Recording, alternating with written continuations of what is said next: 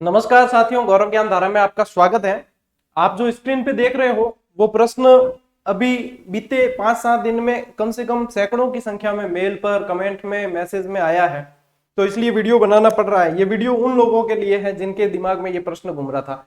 हालांकि ये सबके दिमाग में नहीं आता है कि सर रीट पात्रता का एग्जाम कैसा होगा, सरल होगा या कठिन होगा।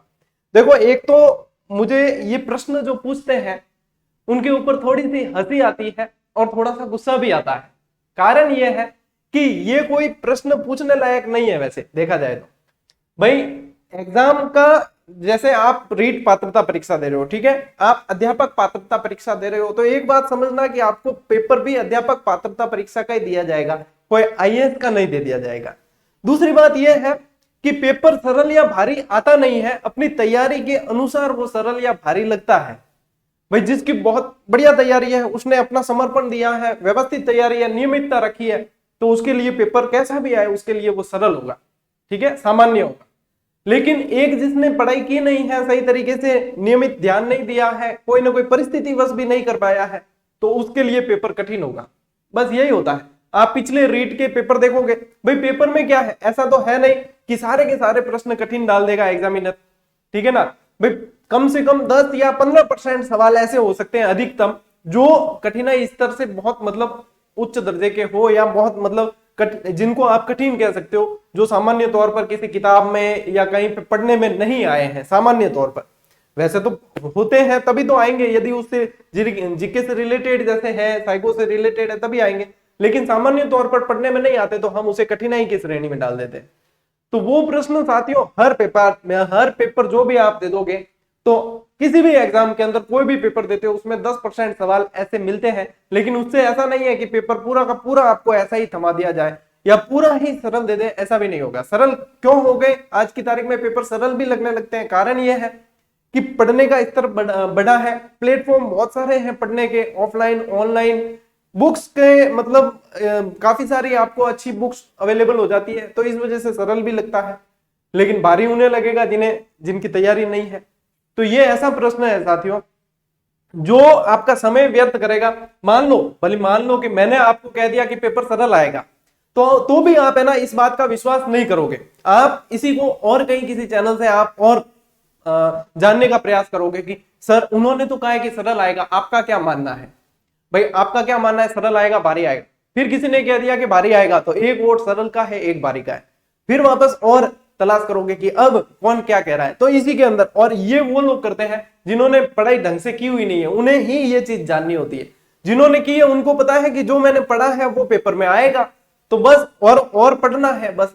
तो ये 10-12 दिन साथियों आपके बचे हैं, उन्हें ऐसी क्यूरीज में और ऐसी चीजों में व्यर्थ न करें। कहीं मैसेज छोड़ दिया, फिर इंतजार करने में 4 घंटे लगा दोगे कि कब रिप्लाई आएगा, बार बार चेक करोगे। समय की कुछ भी नहीं है, समय की क्षति है, समय का नुकसान कर रहे हो। इसी समय को आप उस चीजों को पढ़ने में लगाए जो आपको इस समय पढ़नी है, रिवीजन में लगाए, ठीक है। एक प्रश्न ये आता है, अभी आ रहा है कि सर पात्रता परीक्षा ये जो रीट हो रही है इसमें नेगेटिव मार्किंग होगी या नहीं होगी, या मेंस में होगी या इसमें होगी? तो साथियों सीधी सीधी बात है, पहले जब मेंस की जो चीज आई थी उस समय जो भी जानकारी आई थी उस समय भी बताया था कि नेगेटिव मार्किंग जो है वो मेंस में होगी। ये एक पात्रता परीक्षा है और पात्रता परीक्षा में नकारात्मक अंकन नहीं होता है। चाहे आप सीटेट दे रहे हो, आप नेट दे रहे हो, तो पात्रता परीक्षाएं ज्यादातर देखोगे तो वहां नेगेटिव मार्किंग नहीं होती है साथियों। और नेगेटिव मार्किंग आपके होगी जिसमें आप चयनित होंगे, जिससे ये यहां से तो आप पात्र होंगे, और इसके बाद में जो जनवरी में एग्जाम होगा वहां से चयनित होंगे। तो ये सामान्य जानकारी आपको होनी चाहिए। और यदि नहीं है ना, तो भी किसी का इंतजार न करें, साइट खोलें, वहां से विज्ञप्ति देखें और बस दैट्स इट। बस हो सकता है किसी के भी मन में सवाल आ जाए, वहां से देख लो और किस्सा खत्म। फिर यहाँ पे बार बार वीडियो टटोलने से या कहीं कमेंट करके इंतजार करने से या कहीं मैसेज करके इंतजार करने से कोई मतलब नहीं है। तो साथियों इन शॉर्ट कंक्लूजन ये है कि पेपर आपके ऊपर है कि वो पेपर आप सरल बनाओगे या भारी बनाओगे। खुद एग्जामिनर को भी पता नहीं है कि उसका पेपर सिलेक्ट होकर आएगा या नहीं आएगा। बहुत सारे पेपर बनते हैं, उनमें से सिलेक्ट होता है, कौन सा आएगा कौन सा नहीं ये नहीं है। और कोई भी एग्जामिनर ऐसा नहीं है कि पूरा ही पूरा पेपर कठिन बना दे या पूरा ही पूरा बिल्कुल सरल बना दे, ऐसा भी नहीं है। 2018 वाला एग्जाम देखोगे तो उसके अंदर साइकोलॉजी बहुत कठिन आई थी, तो एसएसटी बहुत सरल आई थी। तो मतलब एक एवरेज बन जाता है कि जो आप एग्जाम दे रहे हो उसके अनुरूप चीज आपको मिलनी है। तो इन सब चीजों में अपना समय व्यर्थ न करें और जितना हो सकता है पॉजिटिव माइंड से आप रिवीजन करें। मान लो मैंने आपको कह दिया कि पेपर सरल आएगा, तो आप क्या, मैंने मेरे पेपर सरल आएगा कहने से आप जो 10-12 घंटे पढ़ रहे थे उसको क्या 1-2 घंटे पढ़ के नींद निकालोगे? नहीं। मैं कह दूं कि नहीं पेपर भारी आएगा भाई, तो क्या आप मतलब जो 10-12 घंटे पढ़ रहे थे उसको क्या 22-23 घंटे पढ़ने लग जाओगे? नहीं, जो कर रहे हो वही करोगे। तो फालतू में मतलब दिमाग में इतना बर्डन लेके क्यों चलना है? फालतू की ये टेंशन क्यों पालते हो इतनी सारी? सीधी सीधी तैयारी करनी है, करो। पात्रता परीक्षा 60% नंबर लाने हैं बिल्कुल आराम से, और जिनकी अच्छी तैयारी है, नियमित तैयारी, हंसते हंसते लेकर आएंगे, ये बात पक्की है। और जो ये ऐसे सवाल पूछने में लगे हैं ना, फिर मैं सोचता हूं कि आज तो मैं ये सवाल पूछने वाले ऐसे ही तो किसी एग्जाम के अंदर फॉर्म की संख्या 10 लाख 15 लाख आती नहीं, तो कुछ व्यक्ति ऐसे भी चाहिए जो संख्या बढ़ाए। तो वो ये संख्या बढ़ाने वालों के अंदर आपको नहीं आना है, ऐसे बचकाने सवाल नहीं पूछने हैं, और सिर्फ आपको आपकी तैयारी पे फोकस करना है। ठीक है साथियों, कल साइकोलॉजी की मेगा क्लास दी थी, अधिगम का टॉपिक पढ़ाया था, तो जिनके उसका रिवीजन करना है वो देख सकते हैं, जिनके बहुत अच्छा है तो वो उन्हें आवश्यकता नहीं है देखने की। जिन्होंने अच्छा कर रखा है, आप प्रैक्टिस में अच्छा कर रहे हो, अभ्यास आपका अच्छा हो रहा है, आपको अच्छा रिजल्ट निकल के मिल रहा है, तो आपके समय व्यर्थ करने की जरूरत नहीं है।